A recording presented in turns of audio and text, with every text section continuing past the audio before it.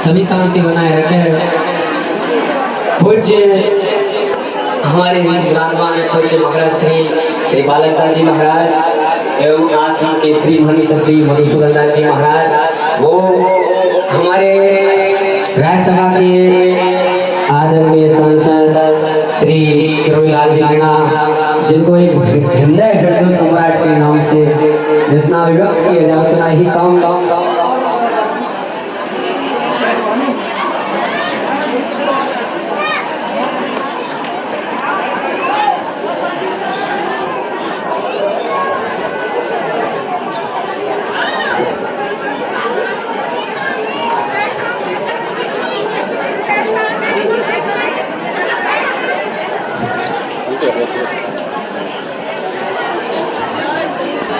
अब हमारे मध्य पदार्थ के।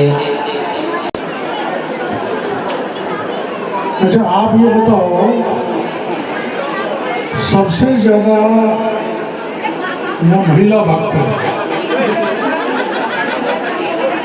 ये पुरुष तो बहुत कम है,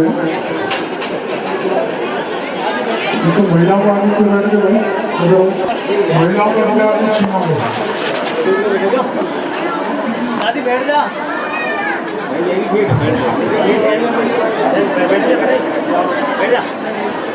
अरे तो अभी जल्दी है क्या? मैं तो समझ रहा मर गई होगी।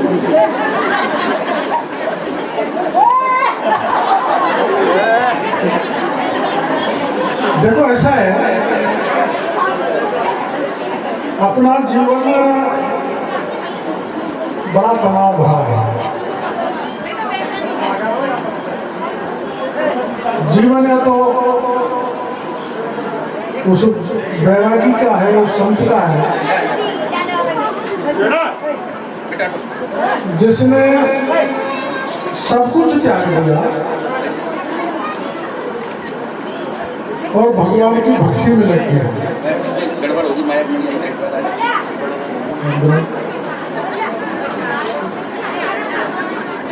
और आपने 7 दिन तक यहाँ पर ये बालाजी का बहुत बड़ा स्थान है, पवित्र, और यहाँ पहले कुछ नहीं था, लेकिन समय समय बड़ा पूज्य, बड़ा सिद्ध स्थान बनता जा रहा है। पहले मैं एक बार आया था तो बाबा दिखाई नहीं दे, सुधार गए तो क्या नाम था? मदन दास जी महाराज। दोनों मेरे को बुलाया था, कहा था हम इस स्थान को अच्छा बनाना चाहते हैं, लेकिन इधर हमको निर्माण का काम नहीं करने देते, उधर नहीं करने देते। मैंने कहा बाबा, आपके बजरंगबली का नाम लो और जहाँ जहाँ आपके जचे वहाँ तक इस पर कब्जा करो। बाबा को कब्जा करके कोई फसल पैदा नहीं करनी थी।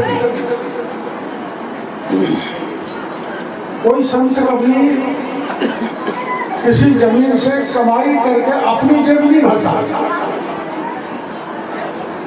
अगर ये स्थान इतना बड़ा नहीं होता, मदन दास जी महाराज ने चिंता की, परिश्रम किया, हमारे जैसे को भी बताया।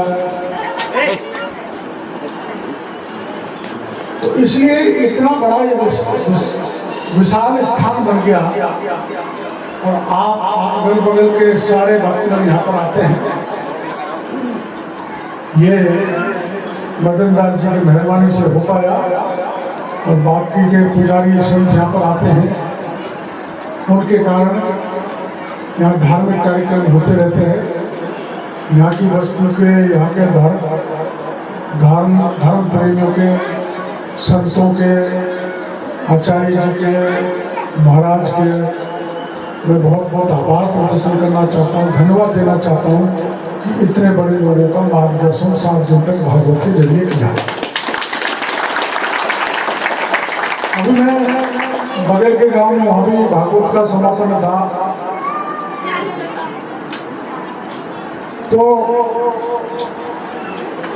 भागवत हमको क्या सिखाती है?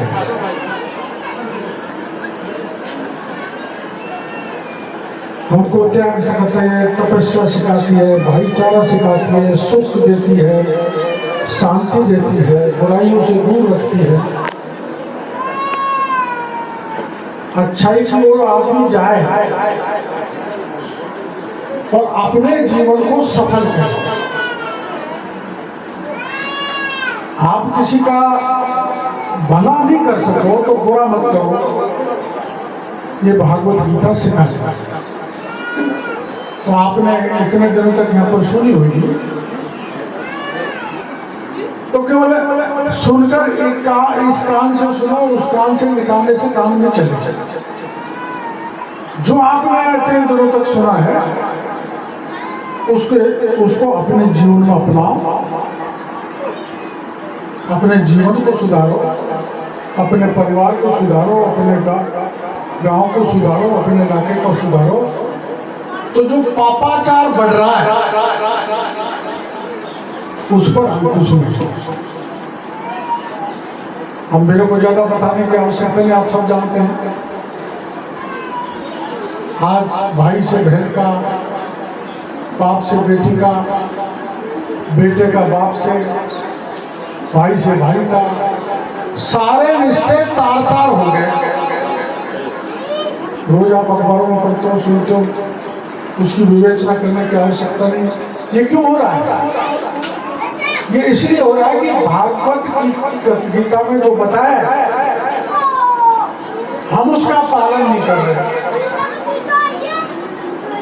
और अगर हम उसको अपने जीवन में अंगीकार कर लेंगे तो बुरे काम इस दुनिया में नहीं होंगे। एक भागवत कथा के किस्से से मैं इसको उठाता हूं। आप बताओ, आप में से कौन सी बता सकती है?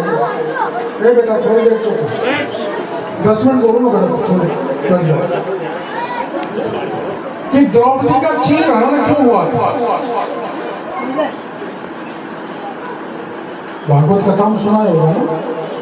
कोई से बता सकती है?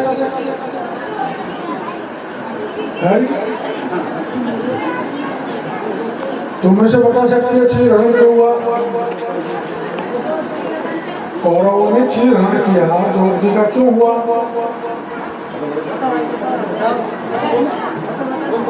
ध्यान से नहीं सुना। देखो ऐसा है, पांडव जुआ खेलते थे तो बुरा काम था। वो अपना सारी संपत्ति हार गए। अंत में पांडवों ने जुआ लगा दिया द्रौपदी पे। तो कौरवों ने कहा देख लो, सावधानी से जुआ लगा, जुआ लगा दिया और द्रौपदी को जुए में हार गया। यही है ना? यही है ना भाई? हार गए तो कौरवों ने अत्याचार किया। वो उनका अपमान करने के लिए द्रौपदी का साड़ी खींचने लग गए, चीर हरण करने लगे। हुआ था। तो उस समय बड़े बड़े विद्वान वहां पर बैठे हुए थे, बड़े बड़े योद्धा, भीष्म, द्रोणाचार्य, कृपाचार्य, लेकिन सबने आंख नहीं दी थी, क्योंकि ताकतवर के साथ कोई, ताकतवर के खिलाफ कोई बोलने की हिम्मत नहीं जुटा पाता। कौरव 100 भाई थे, योद्धा थे। क्या भीष्म तो धर्म से बचा हुआ था, लेकिन कोई नहीं बोला। और जब उसका चीर हरण होता गया, सारी कौरव खींचते गए, तो उसने अंतर्मन से भगवान कृष्ण को याद किया। आप जानती हो, जब भगवान कृष्ण को जैसे ही याद किया, तो बंसी वाले कृष्ण ने उस चीर को इतना बढ़ा दिया कि कौरव थक गए, लेकिन उसकी साड़ी का पल्ले का अंत नहीं हुआ। इस ढंग से कृष्ण भगवान ने द्रौपदी की लाज बचाई, जिस पे बाद में जाके महाभारत हुआ। ये मैंने उदाहरण इसलिए दिया है कि बुराई समाज में, पांडव जैसे जुआ खेले, सट्टा लगाए, ये आज भी चल रहा है। आपके गांव में सट्टेबाज होंगे, जुआखोर होंगे, दारू पीने वाले होंगे, स्मैक लेने वाले होंगे। ये जो बुराई अपने समाज में, गांव में, इलाके में बढ़ रही है, उस पर अगर नियंत्रण करना, पीछा छुड़वाना है, गांव को सुधारना है, समाज को सुधारना है, धर्म को जिंदा रखना है, तो भगवत पुराण जैसे ग्रंथ पर जो प्रवचन होता है उसको सुनना और अपने जीवन में उतारना, ये बहुत जरूरी है। यही गीता का ज्ञान है, यही भागवत का ज्ञान। मैं समझता नहीं हूँ इसमें, क्योंकि मैंने न रामायण ज्यादा पढ़ी, थोड़ी थोड़ी पढ़ी हुई, मैं महाभारत पढ़ा, न गीता पढ़ी, थोड़ा थोड़ा पढ़ा था, कॉलेज में पढ़ते थे। अब हम तो राजनीति में आ गया, तो अकबरपुर में आएंगे तो कहते हैं सड़क लगा दो सब लग जाएगी, टंकी बना दो सब लग जाएगी, नल लगा दो तो लग जाएंगे, पावर स्टेशन बना दो बन जाएंगे, मेरी नौकरी लगा दो लग जाएंगे। नेता चुनाव में सब चीज की हाँ करता है, और झूठ बोल के हम तुमको ठगते हैं। मेरे पे उतारो भले, मैं जाऊंगा गांव में, ये काम करो, वो काम करो, ये करो, हो जाएगा, नाटक करूंगा, ढोंग करूंगा, और आप बोल देंगे बेहतर। ये मेरे उदाहरण बीच में इसलिए देख, और राजनीतिक मंच नहीं, धार्मिक मंच है, लेकिन जो राजनीति का पवित्र स्थान हुआ करता था, कि राजनीति में लोग इसलिए आते थे कि सेवा की जाती है। अब राजनीति लोगों ने धंधा बना ली, कैसे कमाओ, खाओ, घर को भरो, साड़ी को दो, रिश्तेदारों में बांटो, अकबरपुर जाए भाड़ में। मतलब राजनीति धंधा बन गई, व्यापार बन गई। जो राजनीति सेवा का जरिया था, वो राजनीति खत्म हो गई। आपको पता है, अभी अपने कल एक्सीडेंट हुआ है ट्रेन का, जिसमें मेरे को बता रहे थे 250 लोग मर गए। लाल बहादुर शास्त्री रेल के मंत्री थे, जो रेल की टक्कर में 6 आदमी मर गए। उन्होंने इसलिए इस्तीफा दे दिया कि मैं इसके लिए जिम्मेदार हूं, इसलिए मैं रेल मंत्री के पद पर नहीं रह सकता। तो राजनीति का जो स्तर था वो गायब हो गया। वो क्यों गायब हुआ है? कि हम धर्म की लाइन छोड़ चुके। धर्म की लाइन हमारे यहाँ सारा पाड़ा में जयराम बाबा होता था। वो मेरे प्रचार में एक दिन मेरे साथ था, जब पहले कोई सड़कें पड़ गई नहीं थी। तो हम बिसाड़ा से नौरंगवाड़ा जा रहे थे, 4 जने थे, जयराम बाबा, किशोरी नांगड़ का और राम सिंह उकरुलकार, एक कोई और थे। तो जैसे जीप घुसी, पहले जीप वैसे ही रहती थी, आजकल से तो गाड़ियाँ मिलती नहीं, तो वो उसमें फंस गई। तो जयराम बाबा ने ड्राइवर से कहा, अरे हमें लगा कुंभाराम गेर। घंटी कुंभाराम गेर क्या होता है? गेर तो सुना नहीं, कुंभाराम गेर का नाम कुंभाराम नहीं सुना। पार करके जैसे गेर लगा तो मैंने पूछा, बाबा ये कुंभाराम गेर कौन सा होता है? तो जयराम पटेल ने कहा, देख भाई, तू ने तो बने तो सुबह से कुंभाराम बनो। मैं जो कैसा था, उन्होंने कहा, वो बाबू कलेक्टर को कहता था, सुन ले बाबू, ये काम हो जाना चाहिए, नहीं होगा तो तेरा पत्ता साफ कर दो। उसके कही हुई बात कोई अफसर टाल नहीं सकता था, मंत्री टाल नहीं सकता था। तो उस दिन से हमने भी गांठ बांधी कि भाई जयराम बाबा जो कह गए वैसे मजबूत नेता बनने की कोशिश करो। तो अभी आपको ध्यान होगा ये घटना, हालांकि उसका सुनाने का कोई मतलब नहीं है, पर जयपुर में एक व्यक्ति राम प्रसाद नाम का था। वो मरते मरते ये कह गया, उसके 4 बेटी, उसको मकान नहीं बनाने दिया, सब जगह परेशान हो गया। तो मरते हुए आदमी भगवान को याद करता है, भगवान को याद करते। वो जाते जाते पता नहीं कैसे कह गया, हे बाबा किरोड़ी, मैं तो इस दुनिया से जा रहा हूं, पर तू मेरे को इंसाफ दिलाना, न्याय दिलाना। जब वो ये बात कह गया तो मेरा भी अंदर का भगवान जाग गया। और क्यों जगा? क्योंकि मैं रामायण को मानता हूँ, मैं महाभारत को मानता हूँ, मैं गीता को मानता हूँ, मैं संत को पूजता हूँ, मैं ब्राह्मण का सम्मान करता हूँ, मैं धर्म का सम्मान करता हूँ। तो मैंने सरकार से कहा, इसका मकान बनना चाहिए, जिन्होंने मकान तोड़ा वो गिरफ्तार होना चाहिए। तो सब करा दिए, गिरफ्तार भी हो गए, सस्पेंड भी हो गए, और उसको पैसे भी दिला दिए। तो ये ताकत मेरे को कहां से आई?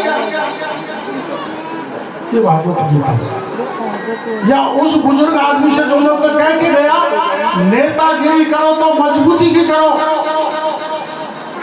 डरपोक की नेता करेगी जीवन भर में मत करना। इसलिए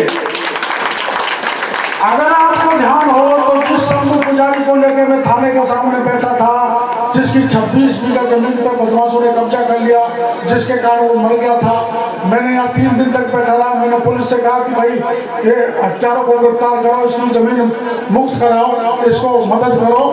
तो जब यहाँ कुछ नहीं किया तो मैं कोई भगवान तो हूँ नहीं। लेकिन जहाँ 100, 125, 150 पुलिस हो, एसपी हो, थाना हो, उसकी नाक के नीचे से शंभू पुजारी की डेड बॉडी को उठा के मुख्यमंत्री का घर पे ले जाके रख दूं, तो ये ताकत कहां से आई? बजरंग इस भागवत से, इस कथा के श्रवण से। मैं कोई इतना बड़ा आदमी तो हूं नहीं जो सारी पुलिस की व्यवस्था को तोड़ ताड़ के वहां लेके बैठ गया और फैसला दिला दिया। तो ये कहां से मिला?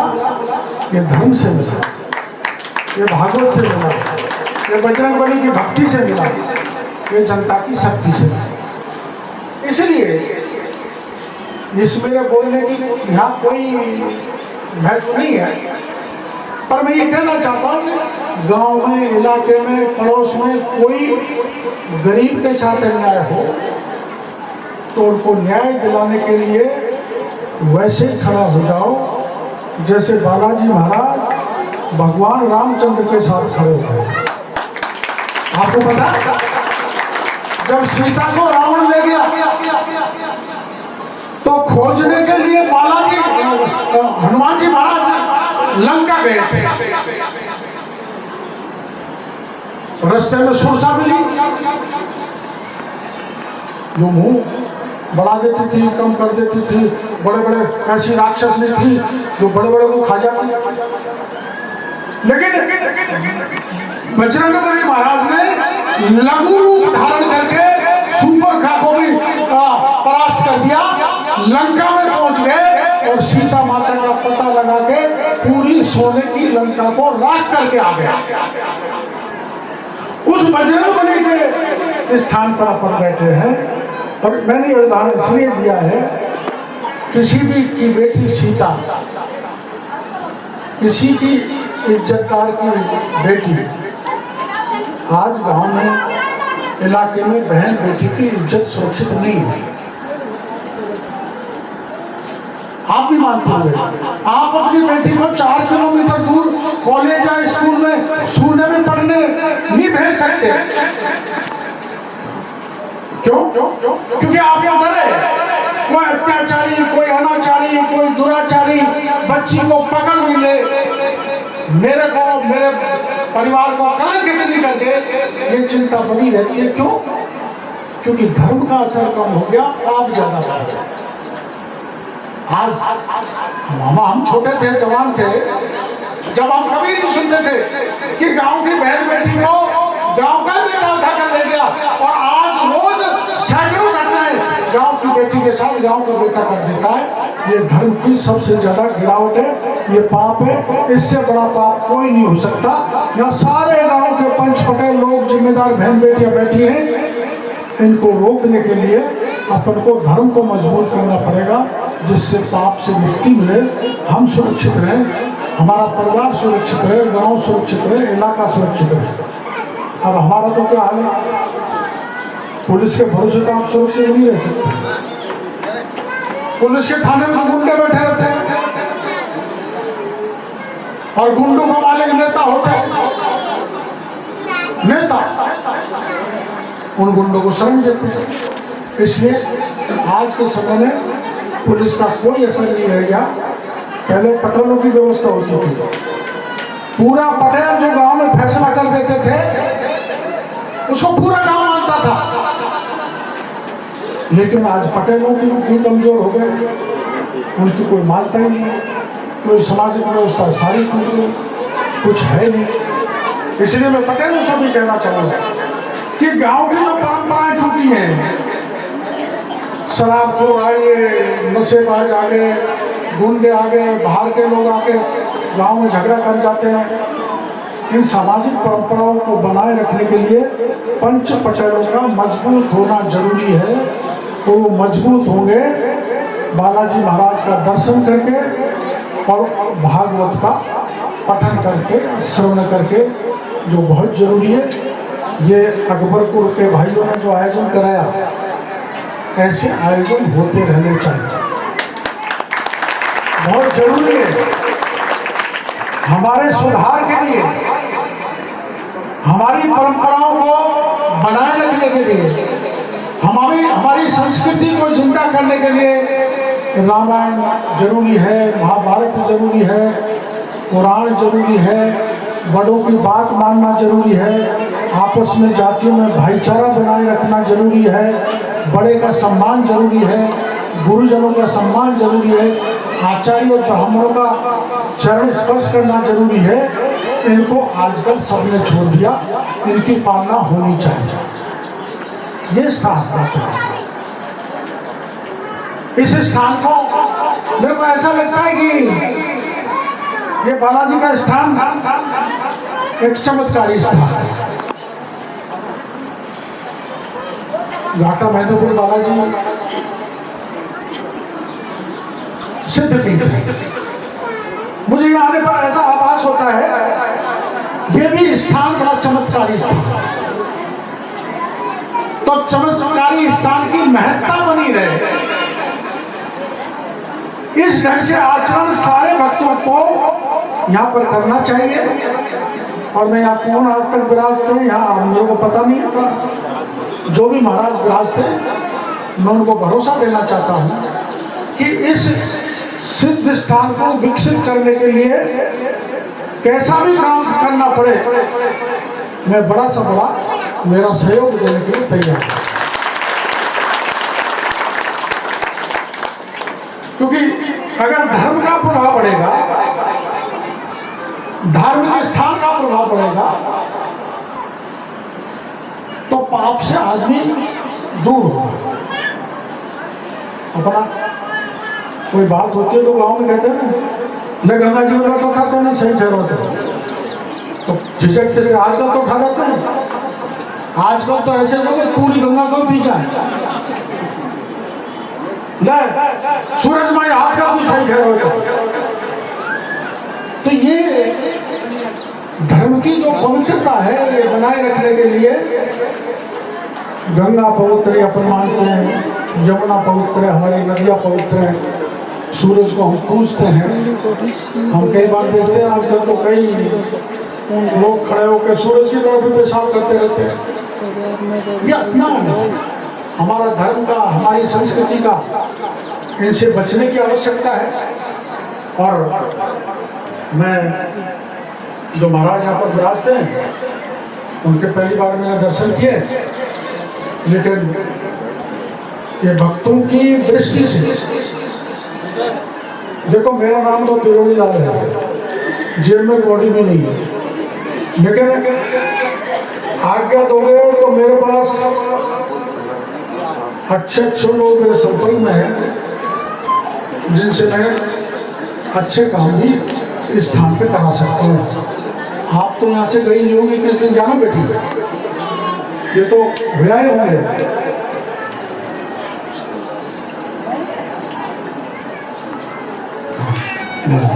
तेरा भाई तो सबसे बड़ा पैसा वाला, तुम तो कर दो। मेरे कान में सूर्य मार रहा हूँ। एक ही बार का 2.5 लाख रुपए लेता है तुम्हारे यहाँ। एक शादी घर चढ़ा दे आपको। करता हूँ साहब, पूरा सहयोग करता हूँ आप लोगों का। कितना किया भाई इसमें सहयोग? महाराज कुछ किया? कैट पीपा जो होगा सहयोग, मैं कैट पीपा भंडारा में भारत जो भी। मैं महाराज कितना पीपा लग जाएगा?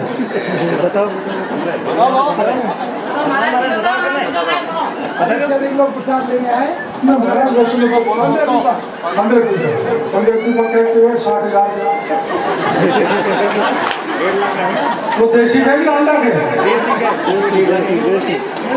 हमने तो घोषणा ऐसी करी थी, सरस की टीवी रसोई बने था। अरे महाराज लोटस का आता है, अच्छा लोटस का बनाना, सरस घी से ऊंचा लोटस का देखना। यहाँ घी डालेंगे तो इधर होलना तक सुगंध जाएगी, तो होलना तक के लोग आ जाएंगे जिन में। बहुत अच्छा आपने ये दिया मेरे को। महाराज जो कहेंगे वो इसमें भंडारे में जो मेरे कोई देने के जितने भी आदेश दे देंगे मैं भी दे दूंगा, आप चिंता मत करिए। और जोरदार प्रसाद देना, मजे से कर देसी दीजिए। अच्छा मेहरबानी चश्मा से करा दूंगा। क्या बात कर रही है तुम? नचा बा अभी नचा देंगे, भगवान का भजन है सब। मेरे को फिर कौन नहीं जानती, मेरा हाथ खड़ा करो। तू जाने, तू जाने, तू जाने। मैं जब से 1 घंटा सुबह से लगा खा रहा हूँ। मैं यहाँ से बहुत पहले मेरे राधा आपकी कृपा से सदा इस इलाके की कृपा रही है और ऐसी कृपा बनाए रखें। लेकिन धर्म विरोधी कार्य नहीं होना चाहिए, धर्म के अनुकूल काम होना चाहिए। धर्म के या सद कार्य में मैं हर तरह का सहयोग इस आश्रम को भी करूंगा, इस इलाके को भी करूंगा। आपको किसी प्रकार की चिंता करने की जरूरत नहीं है। आपने मेरे को बुलाया, गांव वालों ने, अकबरपुर के लोग गए थे, क्या कहिए पानी पानी कौन है? मेरे बाणगंगा बगल में बहरी है, छोटी बड़ी है। जनसंख्या में काम नहीं लगे पूरी सुविधाएं तो तुम खाती होगी मेरी को ठीक है। तो पूरी कोठी पे लगवा देना नल, चिंता मत करो। जहाँ जहाँ दिक्कत है बता देना, नल लगवाएंगे। कोई भी काम कभी भी किसी भी प्रकार का हो तो लोगों को बताना।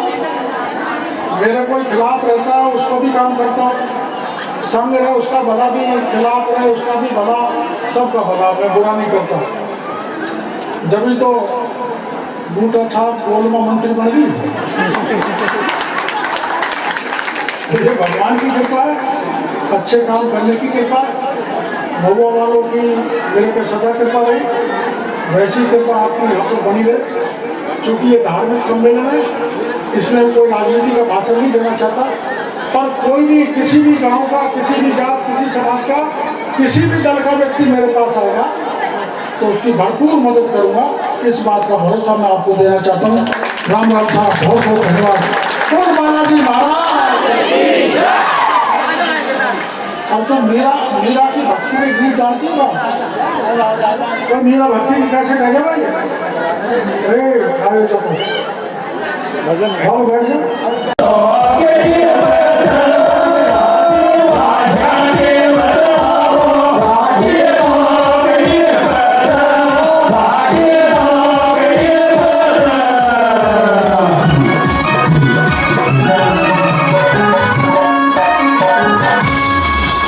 जो उठा जा तो आई आई दे